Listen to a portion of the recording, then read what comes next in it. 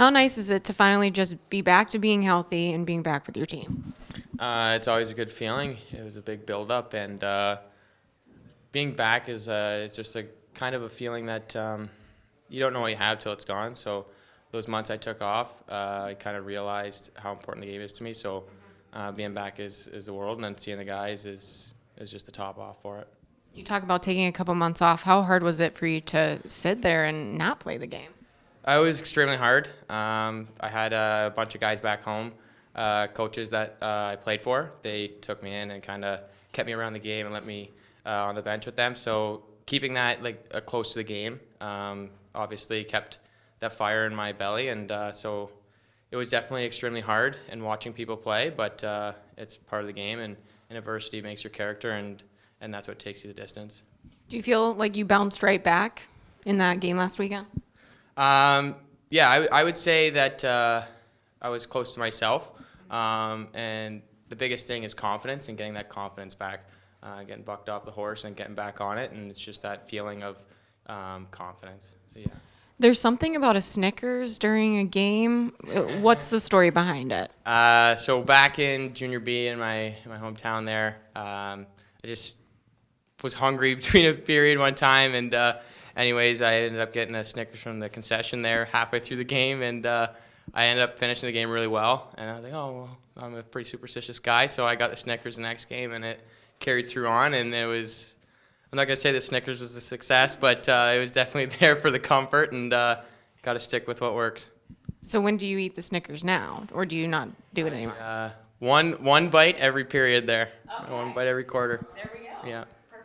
So obviously you talk about adversity. Specifically last week, you come off that second quarter where Georgia scores 7 on you. How do you get your headspace right for then going into a third quarter where you shut them out? I was taught at a young age by my dad, there's nothing you can do when it goes in. You just worry about the next one, and that's all you can do. So, they keep scoring. You just got to try and stop them when you can. And then when I'm coming up for saves for the guys, they kind of build off that. And then when they're on the defense are on their end and they're scoring, that's they're making it up for me.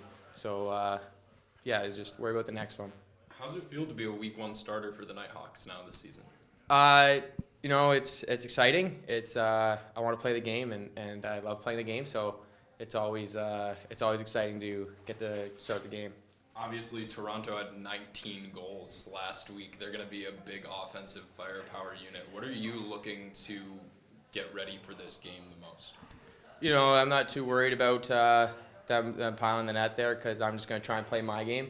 And, there's no sense in thinking about that and beating yourself before they beat you, right? So I'm going to worry about myself, and the Knighthawks are going to worry about themselves, and we're going to do what we can. We're going to play our game and, let people worry about us, and we're not going to worry about what they do.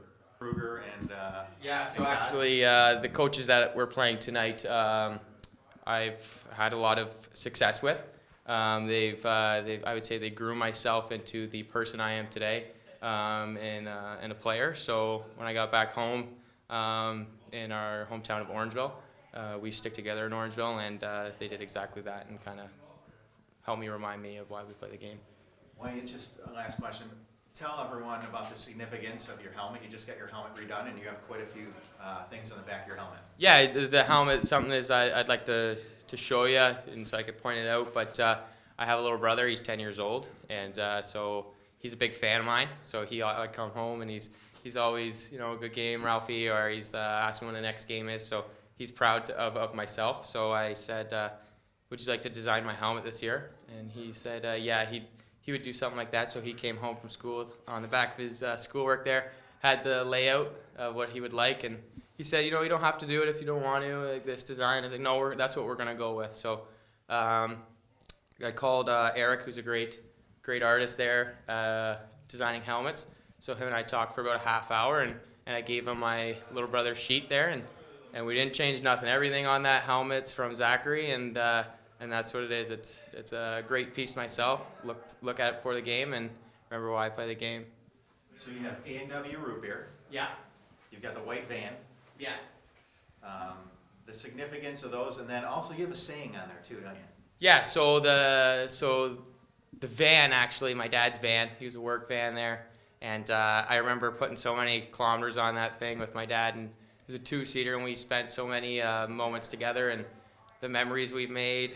And we used to clean out the back, take the tools out, and if we were away at a tournament, we would throw the blankets in there, and we'd have a nap between games, because you have 3 games in a day, and we'd have a nap in the back of that van, and going to and home, and just being a little boy, and my dad there, always preaching hard work, and just the things that I remember from that van. That's why I got that on there. And then the root beer after our games, that was my dad and I. We would do our thing. We would go and get a root beer. It didn't matter. It was a convenience store, a gas station, or a restaurant. We'd get the root beer, and we'd share it. And those 2 memories are my whole minor career. And that's why they're on there, is because, again, remembering when I put my helmet on before the game, thinking of my dad and why I play it. And that's what they say on there. And then the let a few hit you line when I got older. Obviously, my dad wasn't driving me to the games. So before I'd leave for a game, he would always say, let a few hit you, just as, kind of, I'm a pretty tense guy before a game, and remember it's for fun, and that's why we play the game.